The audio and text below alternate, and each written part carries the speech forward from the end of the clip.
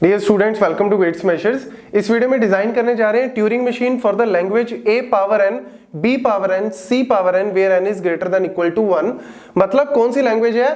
a followed by equal number of b's and followed by equal number of c's। तो यहां पे अगर हम बात करें, बहुत ही सिंपल से वे से मैं आपको समझाने जा रहा हूं कि ट्यूरिंग मशीन को कैसे डिजाइन करना है। ऑल्दो हमने a power n, b power n already last video में इसको डिजाइन करके देखा है। तो गाइज फटाफट से वीडियो को लाइक कर दें, चैनल को सब्सक्राइब करें अगर अभी तक आपने नहीं किया, और अगर कर भी दिया तो और डिवाइसेस से सब्सक्राइब करवा सकते हो, शेयर कर सकते हो, बिकॉज सब्सक्राइबर्स बहुत जरूरी है। तो चलिए स्टार्ट करते हैं।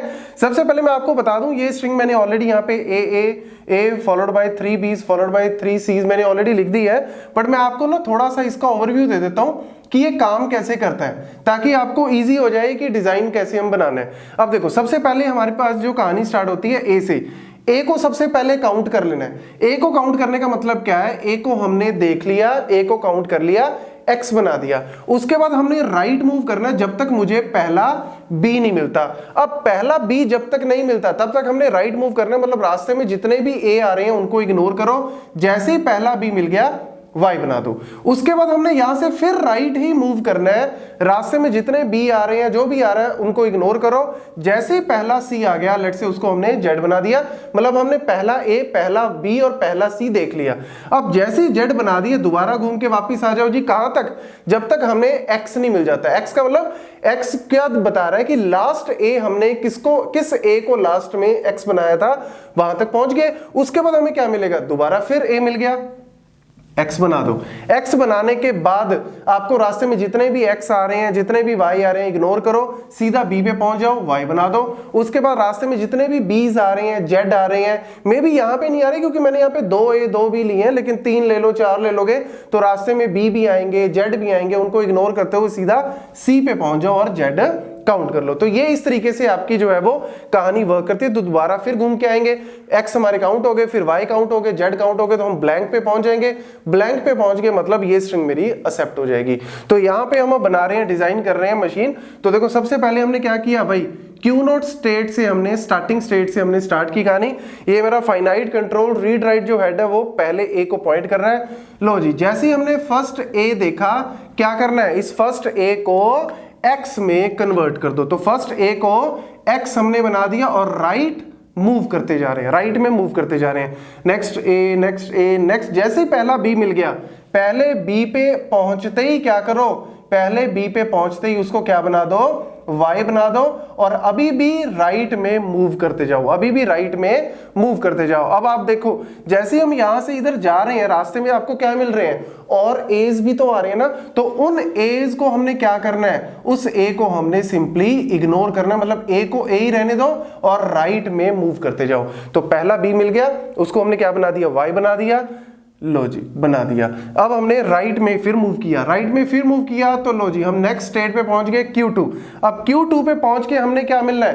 पहला C मिलना है। जैसे ही पहला C मिल गया, उस C को क्या बना दो? Z बना दो, और कीप ऑन राइट और नॉट? नहीं। अब हमने इसके बाद राइट में जाके क्या करना है? इसके बाद हम जाएंगे कहां पे? इसके बाद जाएंगे हम लेफ्ट में। गेटिंग द पॉइंट और नॉट? दोबारा घूम के आएंगे ना। तो अब देखो, जैसे हम बी के बाद नेक्स्ट मूव कर रहे थे, तो हमें रास्ते में क्या दिखे? बी दिखे। तो उन बीज को हमने क्या करना है? इग्नोर करना है, मतलब उन बीज को बी रहने दो और राइट में मूव करते जाओ। Getting the point? और ये सी को हमने क्या बना दिया? यहाँ पे जेड बना दिया। जैसे ही सी को जेड बना दिया, वहीं से तुरंत आप क्या कर लो? लेफ्ट में मूव कर लो। तो ये हमारे पास क्या था? सी जेड, और ये हमने उसको क्या बना दिया? यहाँ पे नेक्स्ट स्टेट हमारे पास क्या बन गई? Q3। सी दिखा, सी को क्या बना दिया हमने? जेड बना दिया, और लेफ्ट में मूव कर दिया। लेफ्ट में मूव करने का मतलब है घूम के हम वापस पुरानी वैल्यू पे पहुंच जाएंगे। तो पुरानी वैल्यू पे हम जब वापस पहुंचेंगे, कहां तक पहुंचेंगे? एक्स पे। तो जैसे ही एक्स पे पहुंचे, एक्स को एक्स ही रहने दो और राइट में मूव करते जाओ। मतलब वही कहानी हम दोबारा से फिर रिपीट कर रहे हैं, बस अब थोड़े से पॉइंट्स बीच में रह गए, उनको कवर अप कर लेते हैं। अब देखो, जैसे ही हमने इस एक्स को, इस ए को एक्स बनाया, उसके बाद हमने ऑब्वियसली यहां से एक्स को एक्स जितने भी है उनको एक तरह से क्या करते जाओ, नेक्स्ट पे मूव करते जाओ। तो नेक्स्ट पे मूव किया, एक्स को एक्स रहने दो, राइट पे गए तो दोबारा से फिर क्या दिखा, ए दिखा। जैसे ही दोबारा पे फिर ए दिखा, उस ए को क्या बना दो, एक्स बना दो। उस ए को हमने क्या बना दिया, एक्स बना दिया।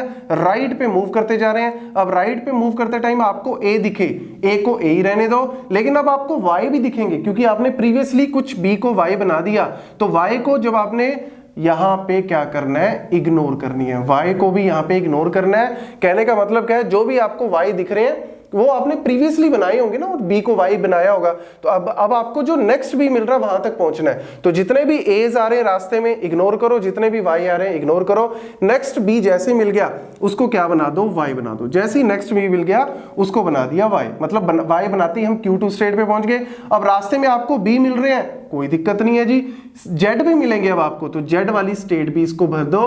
तो जेड को जेड ही रहने दो, राइट पे मूव करते जाओ क्योंकि आपने प्रीवियसली सी को जेड बनाया होगा ना, तो आपने सिंपली इसको मूव करना है। अब आपको कहां पे जाके रुकना है, इस सी पे रुकना है। जैसे ही उस सी को आपने क्या बना दिया, जेड बना दिया। जेड बनाने के बाद आपको क्या करना है, लेफ्ट में दोबारा मूव करना है। तो लेफ्ट में जब आप मूव कर रहे हो तो आपको क्या दिख रहे हैं, जेड दिख रहे हैं।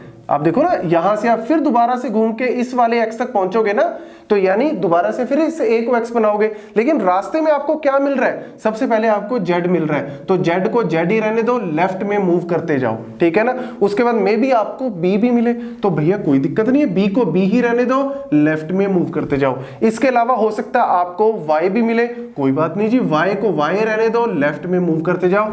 हो सकता है आपको रास्ते में ए भी दिखे, तो ए को ए ही रहने दो, लेफ्ट में मूव करते जाओ।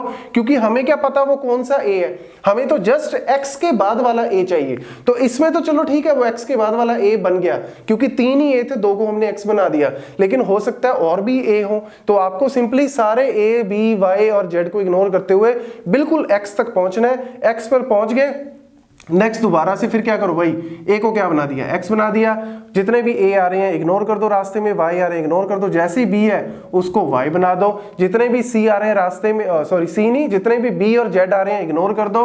और जैसे ही सी आया, सी को क्या बना दो, जेड बना दो। सी को जेड बना दिया, दोबारा से फिर आपने बैक जाना है, तो इन चारों में से जो भी है उनको इग्नोर करके एक्स। तो दोबारा से फिर हम घूम के क्या आ गए, एक्स पे आ गए। अब देखो हम अब इस एक्स पे पहुंच गए। अब इस एक्स के बाद कोई ए है, इस x के बाद अब कोई a नहीं बचा। इसका मतलब क्या है, a कंप्लीट हो गई। a कंप्लीट हो गई, लेकिन हमें b और c का भी नहीं पता। तो a कंप्लीट हो गए, तो यानी अब हम ये वाली ट्रांजिशन तो कर नहीं सकते क्योंकि ये तो a पे थी। तो हम अब नई ट्रांजिशन करेंगे किसके ऊपर, b तो ऑलरेडी हो चुके हैं ना, तो हम ऑब्वियसली किसके ऊपर करेंगे अब, y, क्योंकि हमें इसके बाद क्या दिखेगा, y दिखेगा। तो जैसे ही y दिखा, y को y रहने दो, राइट में मूव करते जाओ। y को y रहने दो और राइट में मूव करते जाओ। और कब तक मूव करते जाओ, जब तक कि सारे y कंप्लीट नहीं हो जाते। जैसे ही सारे y कंप्लीट हो गए, फिर क्या दिखेगा, z दिखेगा। तो कोई बात नहीं, सारे z's को भी क्या कर दो, कवर करते जाओ। तो सारे जेड्स को कवर करते करते करते आप सारे जेड को कंप्लीट कर दोगे। सारे वाई कंप्लीट हो गए, सारे जेड कंप्लीट हो गए। यानी अब आपके पास क्या बची, फिर ऑब्वियसली फाइनल स्टेट बची आपके पास। लेट्स से फाइनल स्टेट का नेम हम दे देते हैं Q5, ठीक है ना। फाइनल स्टेट का हम नेम दे देते हैं Q5, क्योंकि Q0 1 2 3 हो चुकी, 4 ये चुकी, 5 ये, तो ये फाइनल स्टेट आ गई। फाइनल स्टेट में ऑब्वियसली मतलब क्या, जब आपके y कंप्लीट हो गए, z कंप्लीट हो गए, तो फिर ऑब्वियसली आप कहां पे पहुंचोगे, ब्लैंक पे पहुंचोगे। ये कैपिटल बीज क्या है, ब्लैंक्स। तो ब्लैंक पे पहुंच गए, ब्लैंक को ब्लैंक ही रहने दो। अब डायरेक्शन का कोई लेना देना नहीं है, चाहे लेफ्ट में जाओ राइट में जाओ, क्योंकि स्ट्रिंग आपकी एक्सेप्ट हो चुकी। तो फाइनल स्टेट पे आपकी ट्यूरिंग मशीन हॉल्ट हो जाएगी। तो ये एक तरह से आपका कैसे वर्क करता है, ये पूरी की पूरी आपको इस तरीके से डिजाइन करनी है। अब छोटे छोटे एग्जांपल लेट्स से हम ले लेते हैं, A B B C C, let's say ये एग्जांपल ले लेते हैं, A followed bye 2B and 2C। अब देखो जैसे ही पहला A आया, आपने इसको क्या बना दिया, X बना दिया। आगे मूव करके, आगे मूव किया, उसके बाद B आ गया, आपने उसको Y बना दिया। आप उसके बाद फिर आगे मूव करके C आया, उसको आपने Z बना दिया। उसके बाद फिर दोबारा घूम के वापिस आओगे, पहले एक बार सबको X और Y और Z बना दिया, दोबारा घूम के आए X के बाद क्या था जी, X के बाद था Y। मतलब आप इस वाले डेड कॉन्फ़िगरेशन की तरफ मूव करोगे।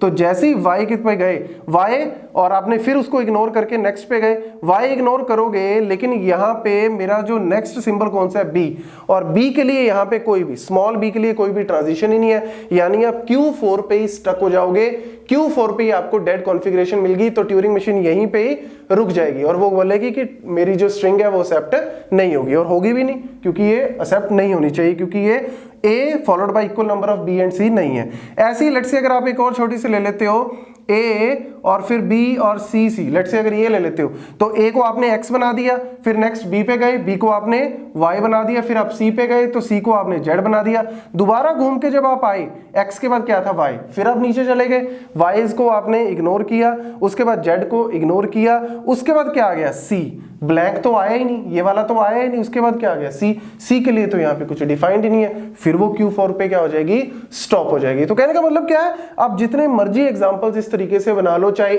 a फॉलोड बाय इस तरीके का ले लो, let's say a followed by b c, अब देखो a आया, a को आपने x बना दिया, उसके बाद b आया y बना दिया, c आया आपने z बना दिया, तो दोबारा घूम के x पे गए, अब फिर आपने a देखा, a को आपने x बना दिया, x बनाने के बाद आपने y को इग्नोर किया, उसके बाद z, भैया z पे आ गए, लेकिन z के लिए यहाँ पे कोई कॉन्फ़िगरेशन ही नहीं है, तो आप Q1 पे स्टॉप कर गए।